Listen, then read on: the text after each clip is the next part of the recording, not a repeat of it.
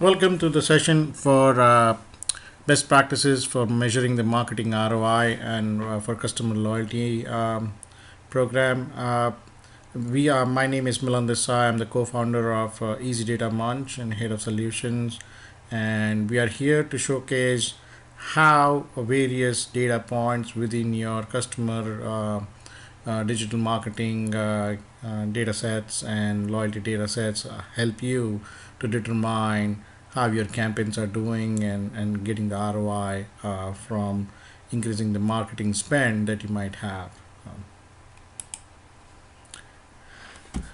The other thing that typically an organization that we are looking at various data sets. The challenges that any organization is going to have, such as yours, will be having multiple data sources, uh, getting the data from Facebook, Twitter, Google Analytics, mobile app stores, getting data from your internal campaign management data sets like Omniture or any other tools that you might be using, CRM systems, and so on and so forth. So we are looking at data coming in from so many different sources and trying to get a 360-degree view of a customer. It's not always an easy task.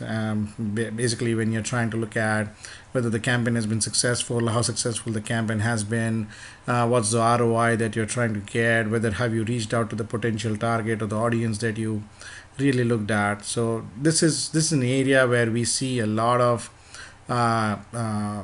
concern or a gray area in terms of how customer really try to measure the effectiveness of a typical campaign, marketing campaign.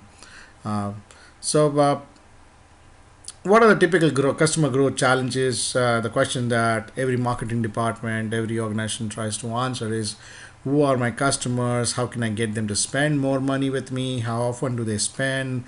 How effectively are my loyalty programs, email marketing campaigns, direct mail campaigns, or any social channels that you're using on Facebook, Twitter, ad spends that you're doing? It's always a lot of work, a lot of money that goes into, a lot of planning that goes into it. And you have your control sets and you have your control data sets that you're measuring against campaign effectiveness. But the question really is, are these campaign successful enough to justify the spend that you have, the amount of time that you spend? And I think so. What we like to do is, uh, let's say you have a campaign and you send out a campaign and you get 5% increase in sales because of that the campaign that you just ran, compared to the control data set that you're measuring and monitoring against.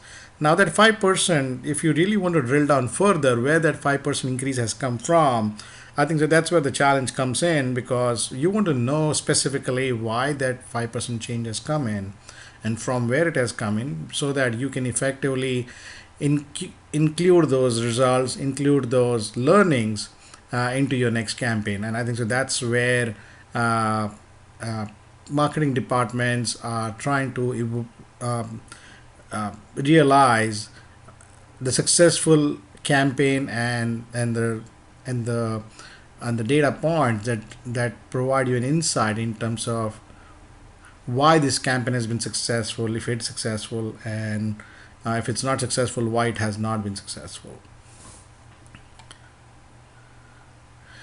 What are the typical KPIs that you are trying to measure through your campaigns? You're looking at your participation rates, activity rates, tenure or length of relationship or membership of your loyalty programs, if your loyalty programs, attrition or churn. I think so. This is an overused metric that we see in the marketplace. A lot of times your growth comes from net customers or customer segments which are not really targeted during the campaign design phase. So there is a lot of what I say is, when you build your campaign through certain assumptions and then you run that campaign, you'll be surprised to see that the results of the campaign are very different, even from the control group that you have set aside. So I think so.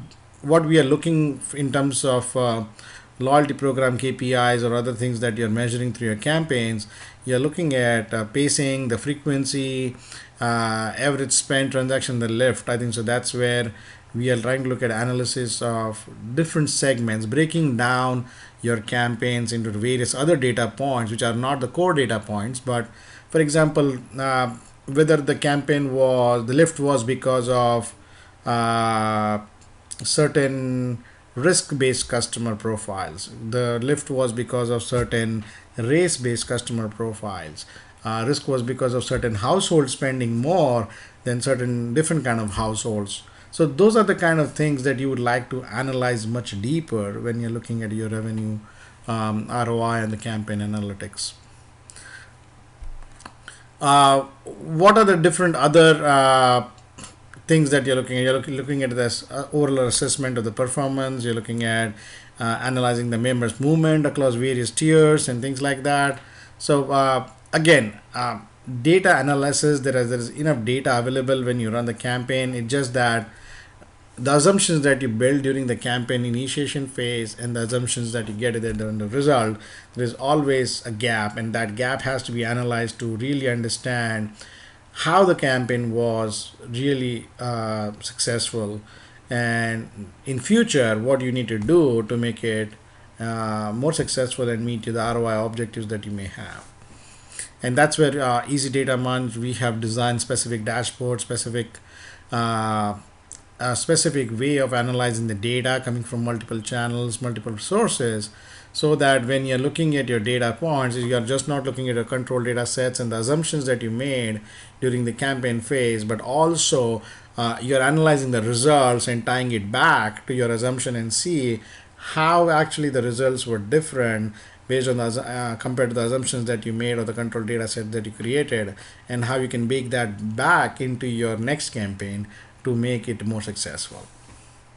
Uh, there is a lot of analysis that we provide. We have a financial analytics board in terms of overall appreciation, repurchase intention. I think that this is one of the key metric that we think that should be driven for every campaign that you are having. Value for money concept. I think so. We all know what's happening in the world today. Every consumer has become more conscious about money that they're spending, and the value for money concept that they have. So I think so. It's very very important that we look at that from the campaign as one of the key metric. Judgment of your Facebook program or Twitter programs or any other digital marketing program. Really, what is the expected? It's not about the click-throughs that you're getting it, but it's about are you reaching the right target audience? Do you have the right, by spending that $100,000 on Facebook campaign, are you getting those 2 million new customers? Are you getting those customers who are trying out your product? So based on again various goals and objectives that you have, you want to make sure that you judge that campaign on the face value of that campaign that you're looking at.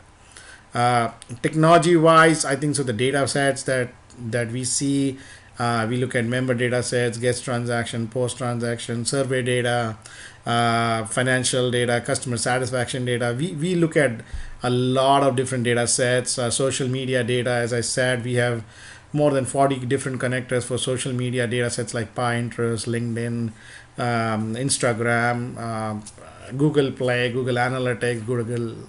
There's a plethora of those data sets that we can analyze apart from email and loyalty data sets that you have. And from business perspective, basically you're looking at customer retention and purchase frequency. I think that's the key to make sure that your revenue goes up, the lift comes in. Determine the key factors that drive loyalty and customer program effectiveness, and also improve profitability. You want to bring in customers who not only spends more, but they're also spending on items that give you more margin. So there are a lot of those I would not say conflicting but complementary objectives that you will have during the campaigns that you want to try to run. Information technology perspective, we try to make it easier on the IT side. We have plethora of, as I said, different connectors, different business models, different applications, which already do a lot of these analysis out of the box.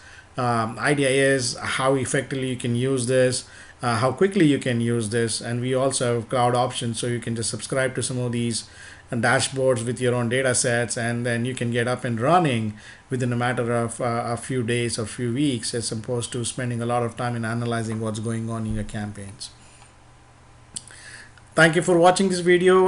Definitely we're going to share more exciting stuff to uncover in a webinar for best practice in measuring the ROI of digital marketing campaigns, which is scheduled for Wednesday, 2nd of March at 11 a.m. Eastern.